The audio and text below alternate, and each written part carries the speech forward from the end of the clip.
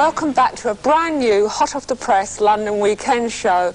And from that bit of film we just flashed at you, I expect to be able to guess what we're taking a look at this week. Since our last show in the summer, punk rock's really taken off, both in London and in New York. And although anyone thinks punk is that great a name for it, it seems to have stuck. Punk magazine comes out in New York, and Sniffing Glue is the punk paper here, despite its ill-advised title. So it has its own magazines, its own bands, its own devoted fans, and of course its own style of dress.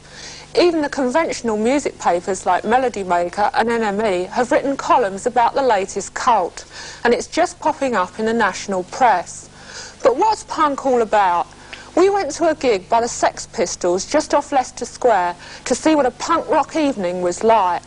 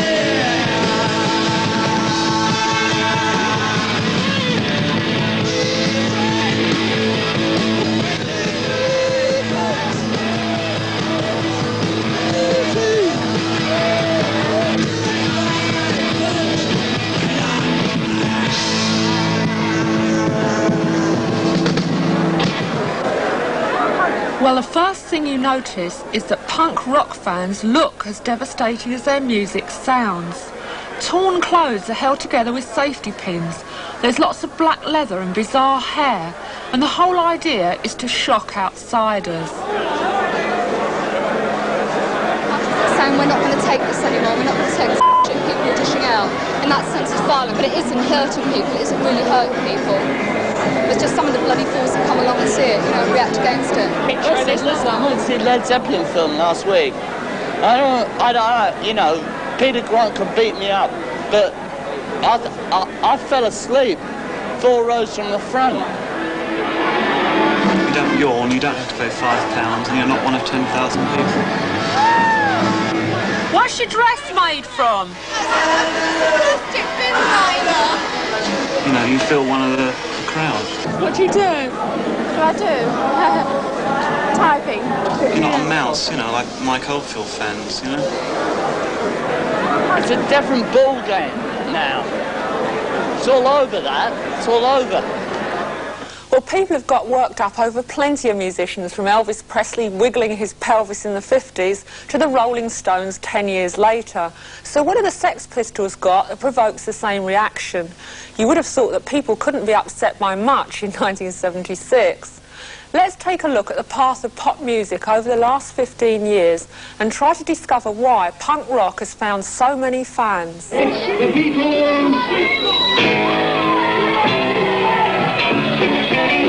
In the days of the beat boom in the early 60s, there was a feeling of great involvement with a new sort of music. These Beatle fans, filmed in the Liverpool Cavern Club when the group was still unknown, really were close to their idols. It didn't take much equipment to start your own band, or much in the way of skill. The idols of the day were reasonably easy to see in a small club and at a price which their fans could afford. At the time, many middle-aged people found bands like the Stones, the Pretty Things and so on ugly and threatening. This helped the fans identify even more strongly with their music. And some groups, like The Who, came from the same background and were singing about the same world their audience lived in and understood.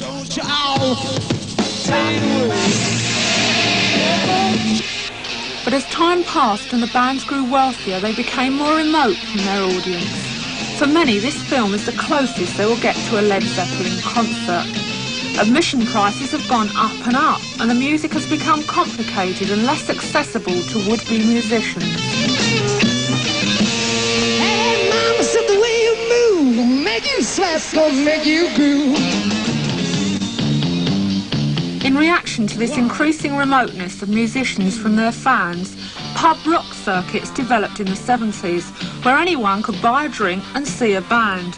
And recently, a return to basic gutsy rock and roll has taken Dr. Feelgood out of the pubs and up to the top of the album charts. But the Feelgoods are probably the exception, because by and large, pub rock bands have never succeeded outside their pubs. I asked the Sex Pistols why they thought pub rock had failed to catch on. Most of their music was just based around old standards, like Bees Make Honey and bands like that. They just played everybody else's songs that everybody been playing for like 15 years. There's a couple of bands like The Kilbins, really good.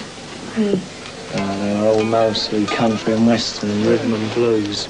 And what the hell good juice is that, man? What was needed was a style of music that was as easy to play as pub rock, but rejected the past and had a new identity of its own. What musicians do you rate? I mean, who do you think is a good singer? I don't. I don't have any heroes. They're all useless.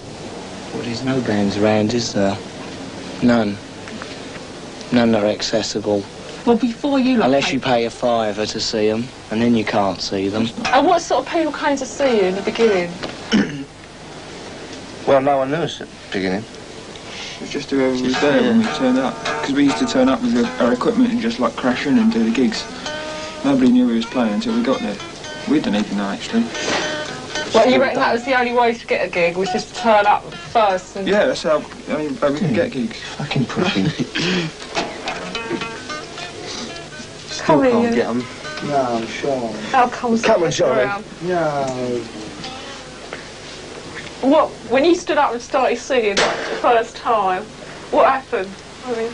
Oh, John, go on. It was wonderful. No, come on. People loved me.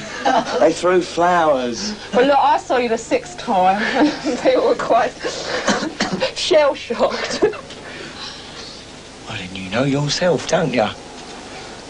Well, what sort of people come to see at you? home though, Johnny. I don't know, just bored people. Bored out their brains with hippies. What's this thing you got against hippies? They're complacent.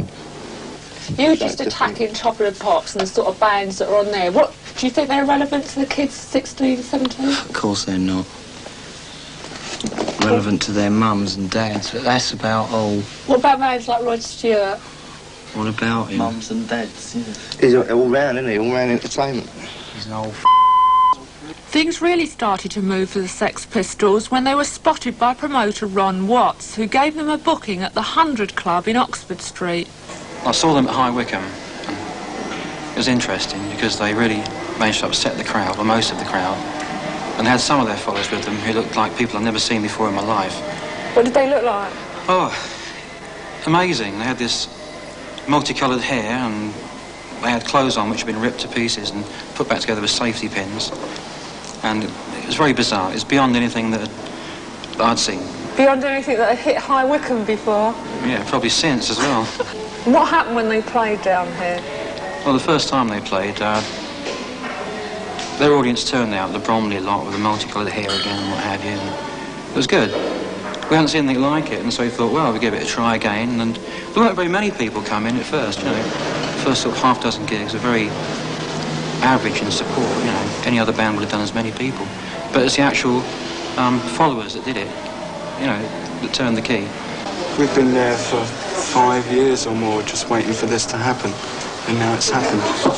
It's like only a punk way of dressing. It's just dressing exactly how you want to look and finding clothes that are original.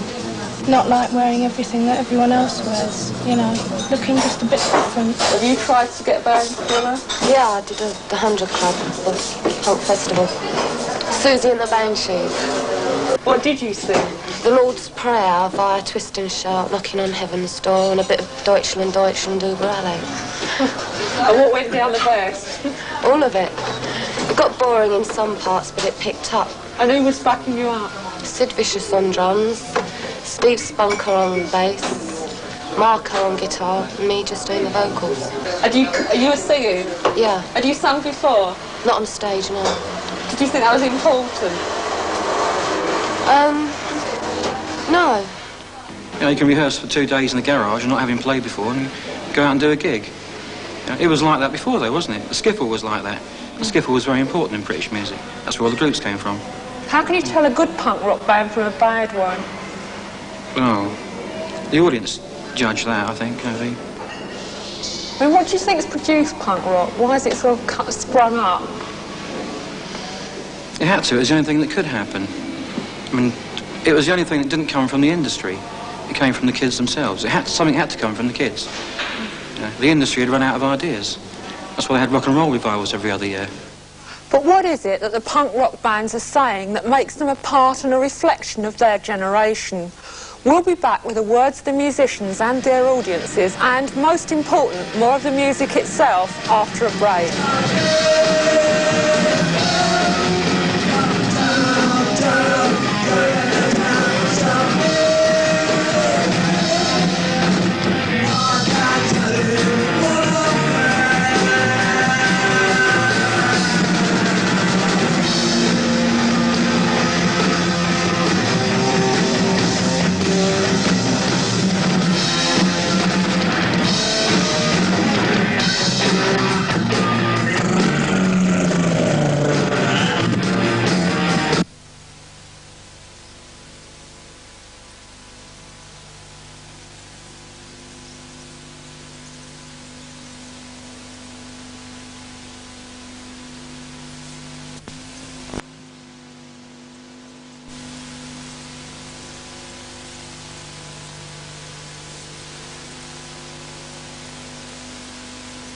The London Weekend Show, 2278 221176, Part 2, Take 1.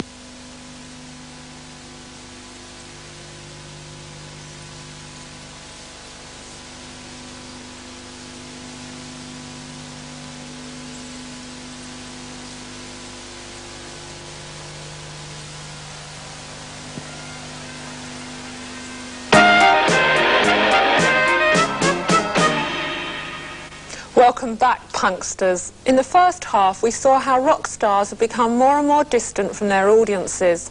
Some are tax exiles and live abroad in California or Europe. Others only appear on stage in vast stadiums where tickets cost plenty and they appear as small dots on the horizon. So it's not surprising that bands like the Sex Pistols, who play in clubs that anyone can afford to go to, are becoming more and more popular. There's also a new feeling that you don't have to be a special sort of person to pick up a guitar or stand in front of a mic and sing. In punk rock, anyone can have a go. Punk in England is still growing, but it has bands like the Buzzcocks from Manchester and the Suburban Studs from Birmingham. Here in London, apart from the Pistols, there are about a dozen or so imitators. Either established bands cashing in on what they see as a punk craze, or other people treading the same route as the Pistols from Dole Queue to club dates. Bands like The Damned, The Vibrators and Clash, who've been playing for about 6 months. What is there in their apparently negative and destructive lyrics for fans to identify with? I went along to the rehearsal rooms in Camden to ask Clash. Why do you think punk rock started in the first place? Well, because it's like, it's got nothing to do with them anymore when, like, Rod Stewart gets up there and starts, like, going on with his string orchestra, you know what I mean? It's not what you feel like. So you've got to have some music what you feel like. Otherwise you go balmy, don't you? I think their attitudes really stink. Now, anyway, there's just like... There just has to be new groups, and then that's what you got. The Sex Pistols say they hate hippies, everything they stand for, and the hippies are what went wrong with music. What do you think about that? Yeah, it's right. I think that's where the complexities came in, you know? And people thought, oh, we better buy a Moog synthesizer or we'll get caught out, you know? Like maybe... If there's any around, we should, like, you know, jump into action immediately. Because, you know, I suppose it ain't their fault. They've had too much dope. Yeah, lying on the floor and looking at the ceiling. But it's another generation to yours. Yeah, one that went wrong. What sort of things do you write about? What's going on at the moment? Like what? Like what? Career opportunities. White Riot.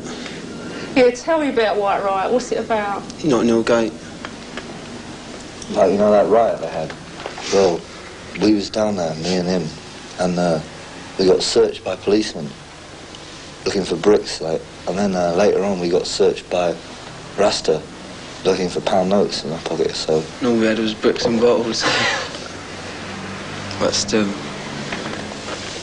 But one of the lines in it is everybody does what they're told to. Yeah, it's true. I mean, do you think what's happened to a lot of young people is that they've been pushed around a lot? Yeah, and well, that your like, music's the available? school I went to, right? I mean, there's sort of like, all the kids are supposed to sort of like be factory project, you know, that sort of stuff. And like, the school's sort of built, it's a real sort of depressing school and that. And you go there, you don't learn nothing. All you're sort of like working for is just to go into the factory which is around the corner, or something like that. And, well, most of the mates I know are all working in the factory. Are there a lot of your fans on the dole? I mean, do they feel the same way? Yeah, else they wouldn't come to our gigs, would they? If they weren't on the dole, would they be your fans? Well, I mean, if there was jobs, then they wouldn't be on the dole. And maybe we'd be singing about love and kissing or something. So the new groups claim they're singing about the situations that they and their fans find themselves in. Well, are they? The Sex Pistols' first single is aggressively called Anarchy in the UK. But what do they mean by anarchy?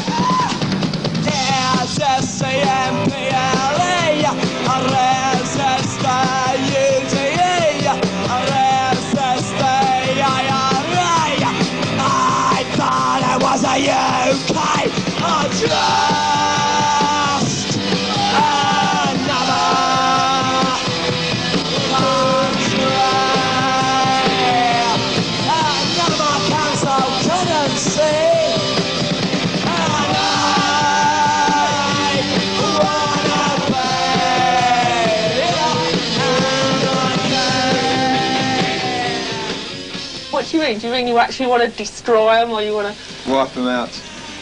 He wants their autograph. Complacent, apathetic old walk up and down and do nothing and complain about everything.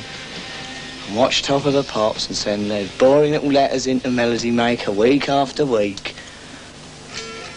That's what I want to get rid of. How do you want to get rid of it, though? Push them out. Destroy them, eh? Destroy them one way or another. Not violent.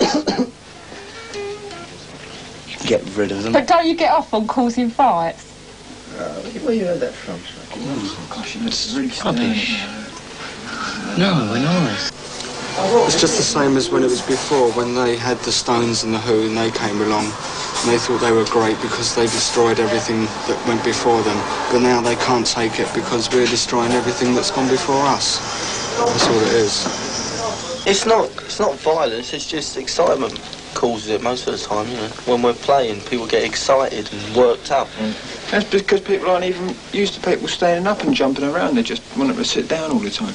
And as soon as anything other than that happens, they get really kind of shocked. Considered violent. Yeah, it's called, if someone stands up there and goes, yeah, it's... They go, look, he's starting, go on, get him out. The usual.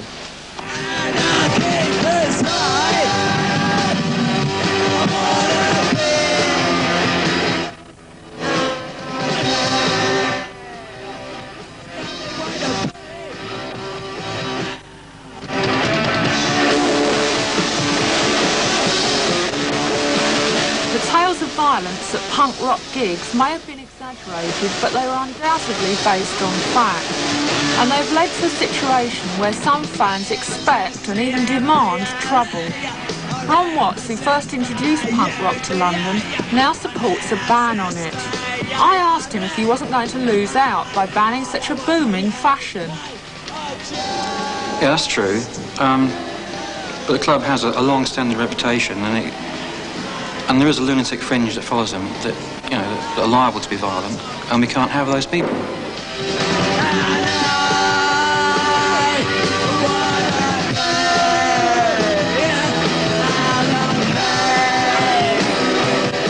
But when the hysteria that always surrounds a new fashion, be it clothes or music, dies down, what's left?